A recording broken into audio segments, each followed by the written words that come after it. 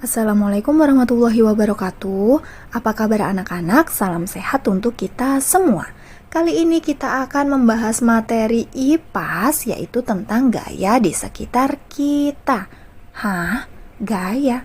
Gaya itu apa sih? Hayo, sebelumnya ada yang udah pernah tahu belum pengertian dari gaya?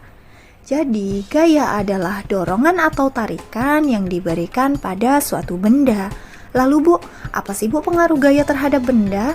Gaya sendiri memiliki pengaruh terhadap benda.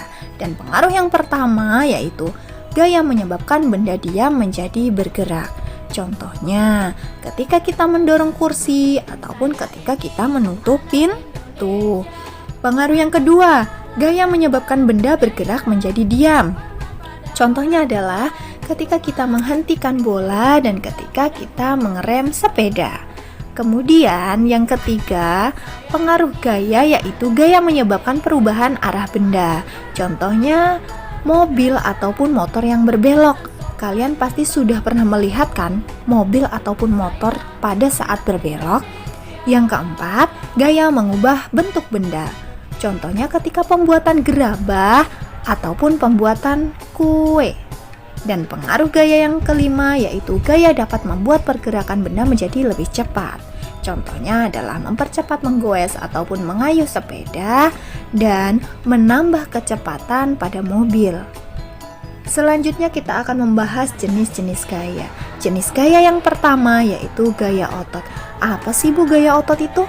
Jadi, gaya otot adalah gaya yang dikeluarkan manusia ataupun hewan dengan menggunakan otot-otot tubuh mereka. Gaya otot digunakan untuk menarik dan mendorong serta mengangkat barang. Contohnya adalah ketika kita memindahkan box ataupun ketika kita memindahkan kontainer.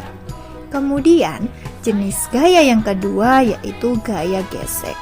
Gaya gesek memiliki pengertian yaitu gaya yang bekerja akibat adanya sentuhan dari dua permukaan benda. Gaya ini bekerja berlawanan arah dengan arah gerak benda. Nah, besar kecilnya gaya gesek itu dipengaruhi oleh beberapa faktor. Yang pertama, besar atau kecilnya luas permukaan. Semakin lebar dan luas permukaan sentuh, maka gaya gesek akan semakin besar. Begitupun sebaliknya. Kemudian, yang kedua, kasar atau licinnya permukaan. Apabila permukaan benda itu semakin kasar, maka gaya geseknya akan semakin besar. Begitupun sebaliknya. Dan yang terakhir adalah berat atau ringannya suatu benda. Apabila benda itu semakin berat, maka gaya geseknya otomatis juga akan semakin besar. Begitupun sebaliknya. Nah, kita akan melihat contoh gaya gesek yang menguntungkan di kehidupan sehari-hari. Apa saja? Yang pertama yaitu rem cakram dan gear. Kemudian gesekan gergaji pada kayu.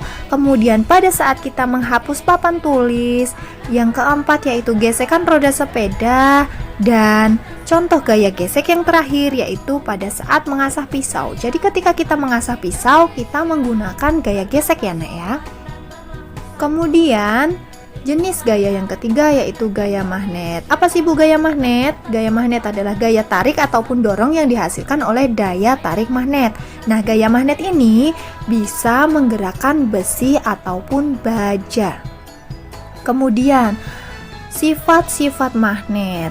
Magnet itu memiliki dua kutub, yaitu kutub utara dan kutub selatan. Kemudian, apabila kedua kutub yang sama didekatkan, maka akan terjadi gaya tolak-menolak. Namun jika kedua kutub yang berbeda didekatkan, maka akan terjadi gaya tarik-menarik.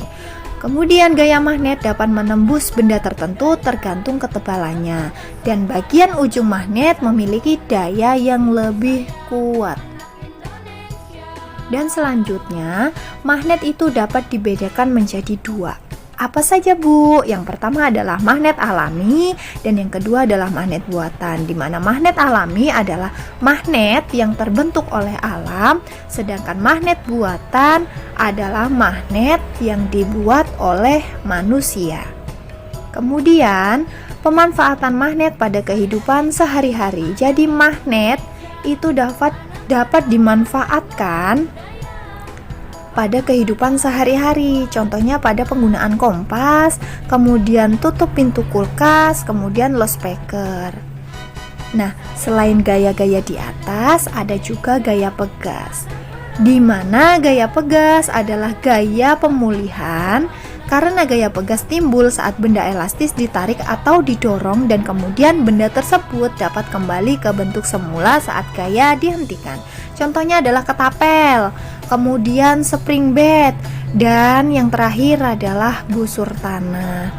Nah, anak-anak, itu tadi adalah penjelasan dari Ibu. Apabila ada salah, Ibu mohon maaf. Ibu akhiri, wassalamualaikum warahmatullahi wabarakatuh.